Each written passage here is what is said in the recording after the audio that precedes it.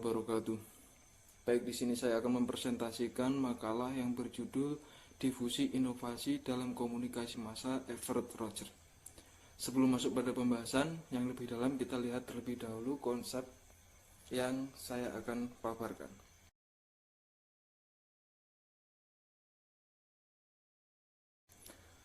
Baik, kita bahas yang pertama, yaitu pengertian difusi. Difusi yaitu proses di mana suatu inovasi dikomunikasikan melalui saluran tertentu dalam jangkauan waktu tertentu. Kemudian difusi juga dapat dianggap sebagai suatu jenis perubahan sosial. Kemudian inovasi, kita tahu bahwa inovasi yaitu sebuah gagasan atau ide yang dianggap baru oleh seorang yang menerimanya atau individunya. Dari pengertian difusi inovasi yang telah saya paparkan di atas tadi, dapat kita tarik kesimpulan bahwa difusi inovasi yaitu gagasan gagasan yang dianggap baru oleh seorang individu atau penerimanya, yang kemudian didifusikan melalui saluran tertentu dalam waktu tertentu juga untuk melakukan suatu perubahan. Kemudian Everett Roger dalam bukunya Diffusion of Innovation mendefinisikan inovasi sebagai gagasan praktek antara objek yang dipandang baru oleh penerimanya. Everett Roger memandang difusi inovasi sebagai proses sosial yang mengomunikasikan informasi tentang ide baru. Jadi dari apa yang telah didapatkan dalam buku Everett Roger dapat ditarik kesimpulan difusi inovasi yaitu suatu proses atau ide-ide hal baru untuk merubah suatu masyarakat dalam kurun waktu tertentu yang dikomunikasikan melalui saluran tertentu. Terus kemudian terdapat empat elemen difusi inovasi, yaitu yang pertama inovasi, kedua saluran, yang ketiga waktu, dan yang keempat sistem. Baik, inovasi adanya ide atau gagasan baru yang muncul.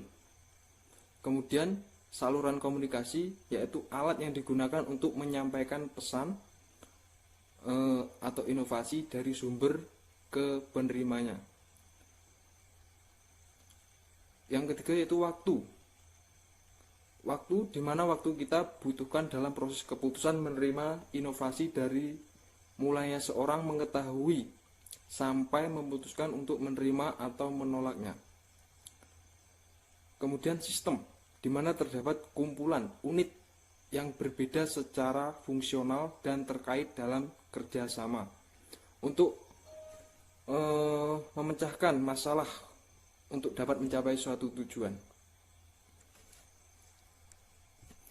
Kemudian tahapan dari inovasi yang pertama yaitu pengetahuan. Pengetahuan individu diarahkan untuk memahami eksistensi dan keuntungan atau manfaat dari inovasi. Kemudian yang kedua persuasi,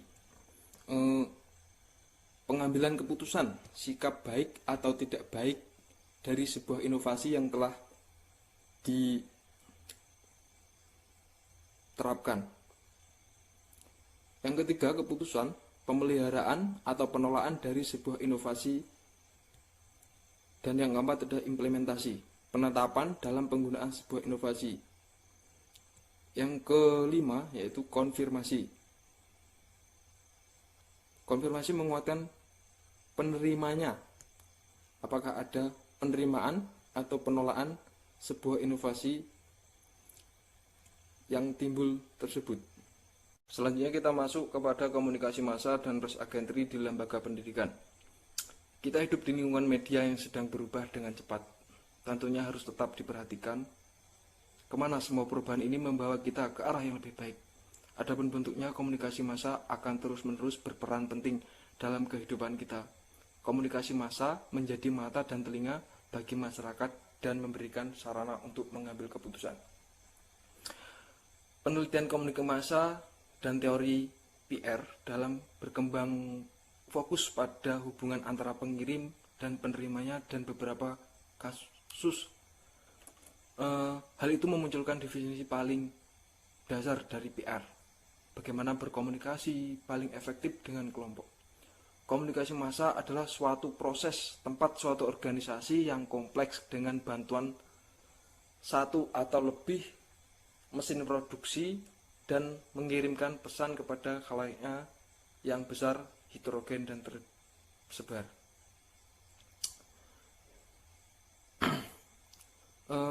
Jalaluddin Rahmat, beliau mendefinisikan komunikasi massa sebagai jenis komunikasi yang ditujukan kepada sejumlah banyak yang tersebar dan anonim melalui media cetak atau elektronik, sehingga pesan yang sama dapat diterima secara serentak dan sesaat.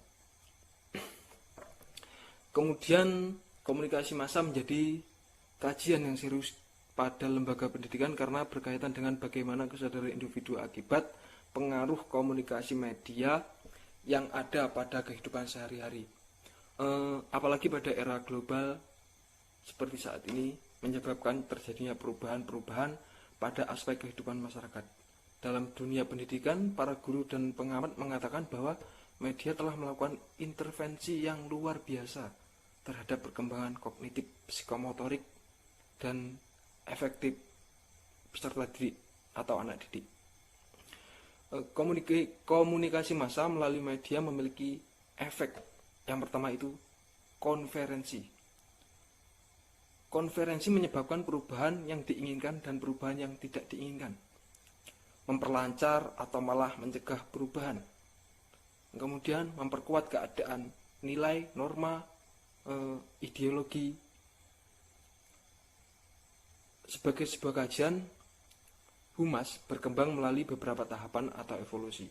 Tahapan-tahapan tersebut berkembang dari mulai banyaknya praktek humas yang dipakai di dunia hiburan. Dalam literatur disebutkan bahwa profesi humas dianggap pertama kali muncul sekitar tahun 1830, yaitu di Amerika Serikat. Pada waktu itu tentu saja istilah public relation atau humas belum dikenal.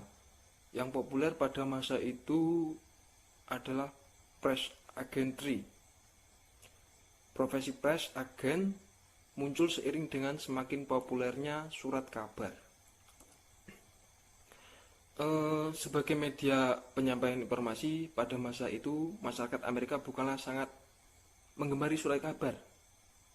Istilah lain dari koran yang banyak memuat berita-berita kepopuleran di tengah-tengah masyarakat telah menyadarkan orang-orang yang berkecimpung di dunia hiburan. Untuk memanfaatkan situasi ini dengan sebaik-baiknya, mereka melihat fenomena surat kabar ini sebagai sebuah kesempatan emas untuk menjadi terkenal. Kepopuleran akan ada dalam genggaman jika nama setelah berita memunculkan profesi press agent. Komunikasi dengan menggunakan media massa semakin berkembang. Pemberitaan dalam organisasi menuju publik yang disebut juga dengan agen pemberitaan atau press agentry. Dalam urusan pengembangan perusahaan untuk menciptakan citra baik nama perusahaan atau organisasi mereka dan menarik perhatian para konsumen atau masyarakat.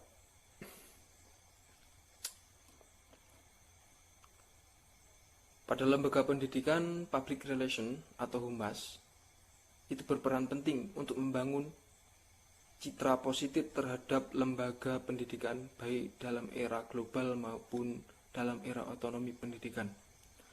Selain itu, harus mampu menciptakan dan menjaga hubungan yang harmonis baik secara internal maupun eksternal dalam lembaga pendidikan, serta harus mampu mengelola informasi kepada publik terkait dengan perubahan yang terjadi pada lembaga pendidikan tersebut. Karena lembaga pendidikan dituntut untuk menyesuaikan dengan perubahan-perubahan yang terjadi pada era global.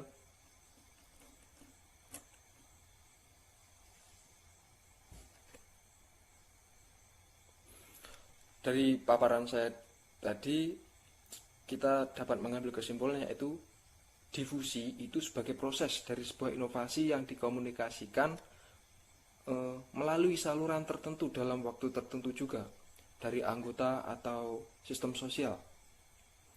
Sedangkan inovasi yaitu suatu ide maupun praktek dengan hal baru yang bisa dirasakan oleh individu ataupun kelompok. Tetapi ungkapan tersebut belum tentu dianggap baru oleh sebagai orang ataupun kelompok, karena semua tergantung apa yang dirasakan oleh individu atau kelompok tersebut. Sesuai dengan pemikiran Roger dalam proses difusi inovasi yang saya jelaskan di depan tadi, itu ada 4 elemen pokok, yaitu yang pertama inovasi, dan yang kedua saluran komunikasi, dan yang ketiga waktu, dan keempat sistem sosial.